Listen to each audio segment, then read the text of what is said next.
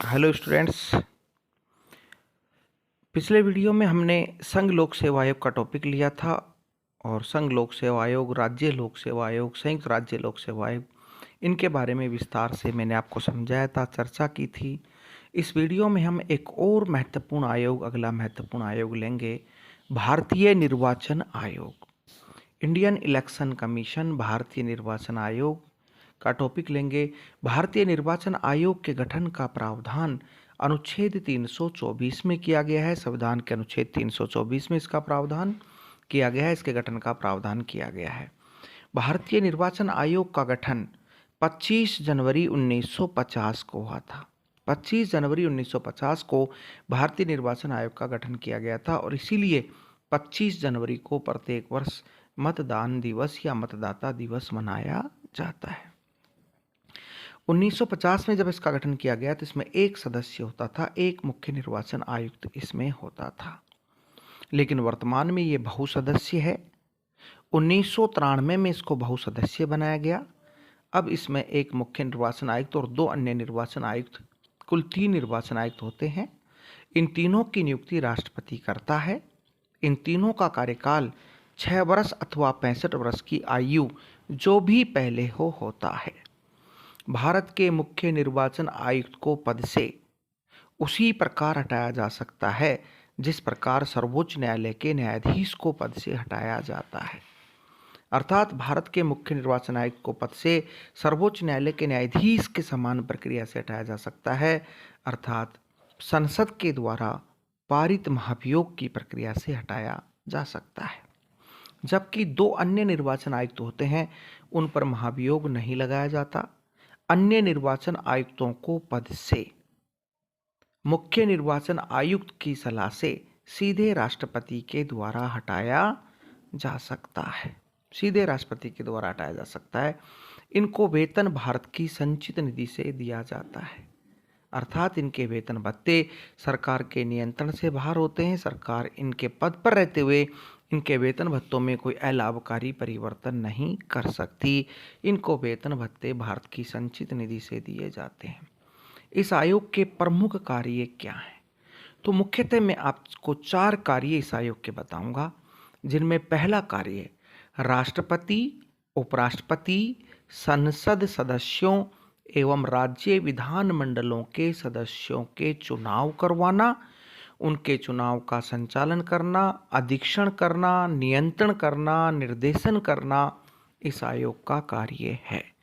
राष्ट्रपति, उपराष्ट्रपति, संसद सदस्यों, लोकसभा और राज्यसभा दोनों सदनों के सदस्यों, राज्य विधानमंडलों, विधानसभा एवं विधान परिषदों, इन चारों के चुनाव करवाना, चुनाव का अधीक्षण करना, नियंत्रण करना, निर्देशन करना, पर्यवेक्षण करना, ये सब काम इस आयोग का होता है।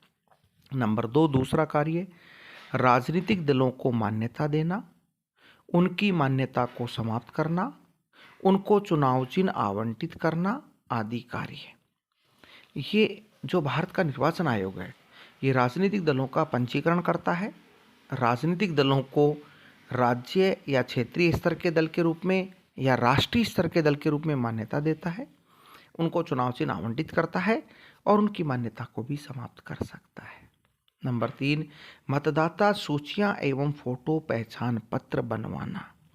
चुनाव के समय राष्ट्रपति, उपराष्ट्रपति, राज्यसभा, लोकसभा, विधानसभा, विधान परिषद, इन चुनावों के समय जो मतदाता सूचियां बनाई जाती हैं, फोटो पहचान पत्र बनाए जाते हैं, वो भी इसी के निर्देशन में बनाए जाते हैं।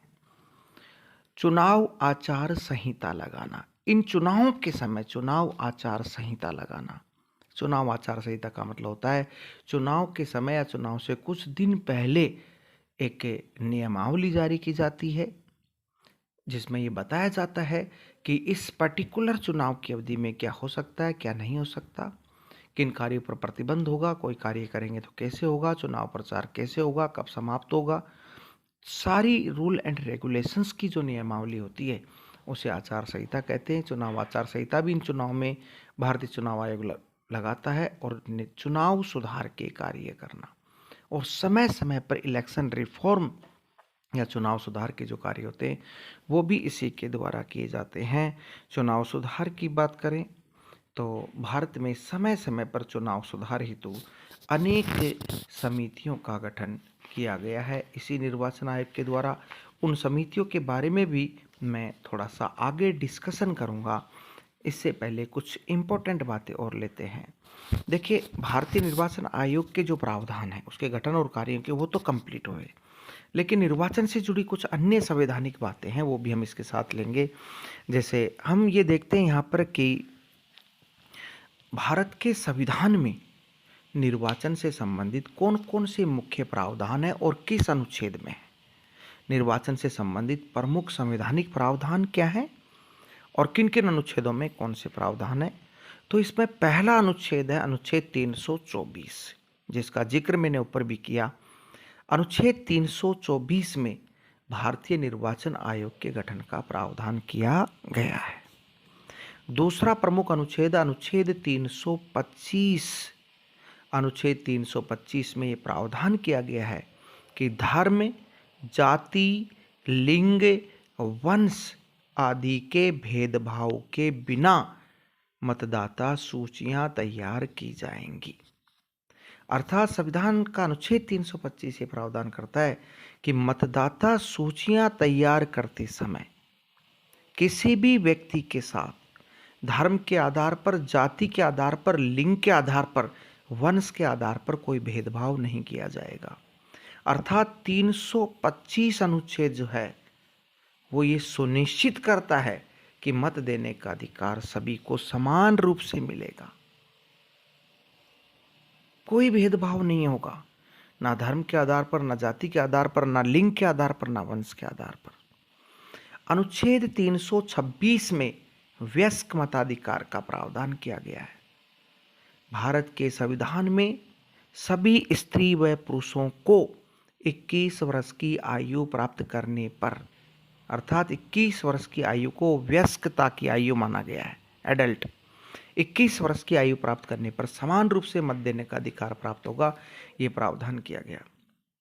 और 61वें संविधान संशोधन अधिनियम 1989 के द्वारा 61वें संविधान संशोधन अधिनियम के द्वारा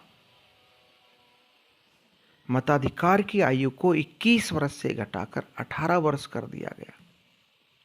18 वर्ष कर दिया गया था मताधिकार की आयु को 21 वर्ष से घटाकर, ये किया गया। अब आगे देखते हैं अनुच्छेद 327। अनुच्छेद 327 ये प्रावधान करता है कि निर्वाचन संबंधी कानून संसद बनाएगी। भारत में चुनाव से संबंधित या निर्वाचन से संबंधित जो भी कानून बनेगा वो संसद के द्वारा बनाया जाएगा। अनुच्छेद 327 ये प्रावधान करता है। अनुच्छेद 328 ये प्रावधान करता है कि स्थानीय निकायों के संबंध में, स्थानीय निकायों चाहे वो ग्राम स्तर की संस्था हो, चाहे शहरी संस्था हो, चाहे ग्रामीण संस्था हो, ग्राम पंचायत, पंचायत राज की या नगर निकायों की, स्थानीय निकायों के निर्वाचन संबंधी कानून राज्य विधानमंडल बनाएंगे। ये प्रावधान अनुच्छेद 328 में किया गया है। अनुच्छेद 329 ये प्रावधान करता है संसद एवं विधान मंडलों के सदस्यों के निर्वाचन संबंधी विवादों की सुनवाई उच्च न्यायालय करेगा। संसद एवं विधान मंडलों के सदस्यों के निर्वाचन संबंधी विवादों की सुनवाई उच्च न्यायालय करेगा तथा राष्ट्रपति, उपराष्ट्रपति के निर्वाचन संबंधी विवादों की सुनवाई सर्वोच्च न्यायालय करेगा या सर्वोच्च न्यायालय के द्वारा की जाएगी। तो ये संवैधानिक प्रावधान संविधान में किए गए चुनाव से संबंधित।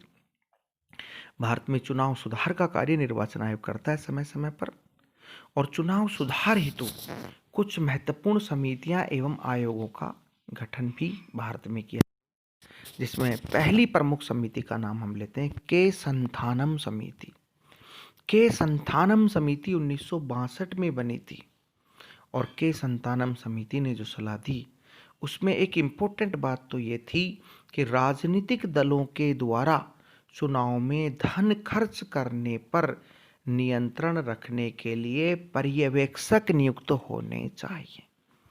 चुनाव के समय कोई भी राजनीतिक दल या उसका प्रत्याशी या उम्मीदवार कितना पैसा खर्च कर रहा है, इसकी देखरेख करने, इस पर नियंत्रण रखने के लिए पर्यवेक्षक नियुक्त होने चाहिए। ये सुझाव दिया था के संथानम समिति ने, और आज प्रत्येक चुनाव में पर्यवेक्षक नियुक्त होते हैं। इसका दूसरा इंपॉर्टेंट सुझाव था भ्रष्टाचार पर नियंत्रण हेतु केंद्रीय सतर्कता आयोग सीवीसी की नियुक्ति होनी चाहिए। सीवीसी बनना चाहिए। वर्तमान में केंद्रीय सतर्कता आयोग भी है। ये दो प्रमुख सुझाव इसके थे। दूसरी समिति तारकुंडे समिति 1975 में बनी तारकुंडे समिति, और तारकुंडे समिति ने ही ये सलाह दी थी, तारकुंडे समिति ने ही ये सलाह दी थी कि मताधिकार की आयु को 21 वर्ष से घटाकर 18 वर्ष किया जाना चाहिए।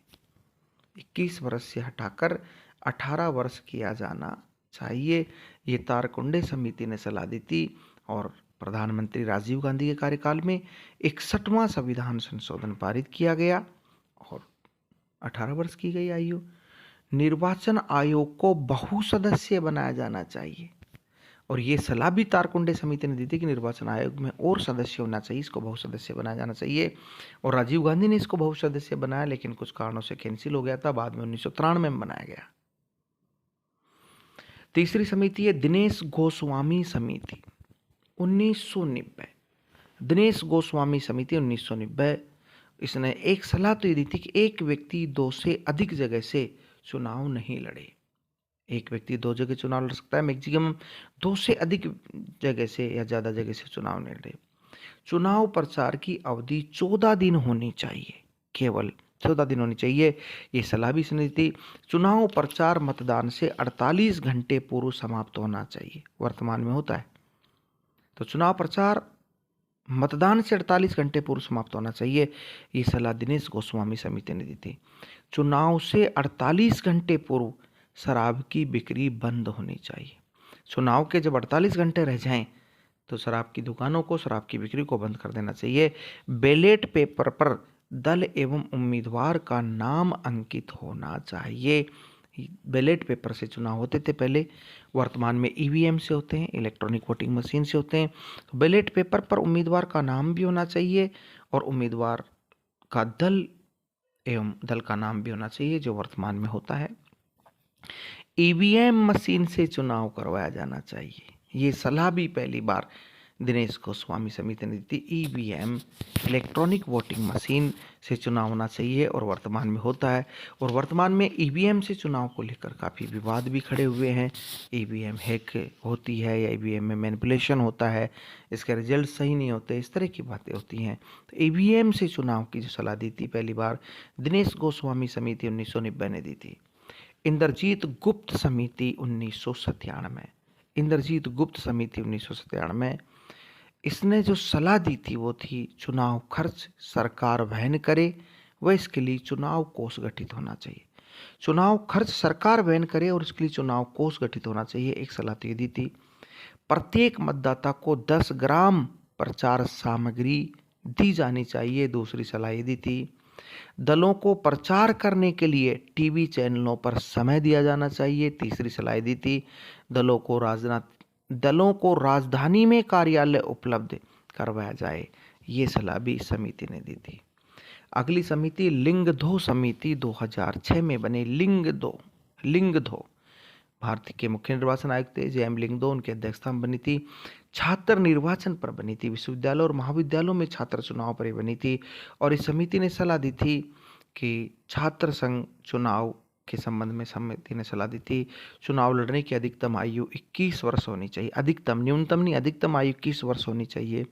चुनाव लड़ने के लिए 60% मार्क्स पाना अनिवार्य होना चाहिए। 75% कक्षा में उपस्थिति अनिवार्य होनी चाहिए। चुनाव प्रचार सामग्री हाथ से बनी होनी चाहिए। जो भी छात्र संघ का चुनाव लड़े विद्यार्थी, वो प्रचार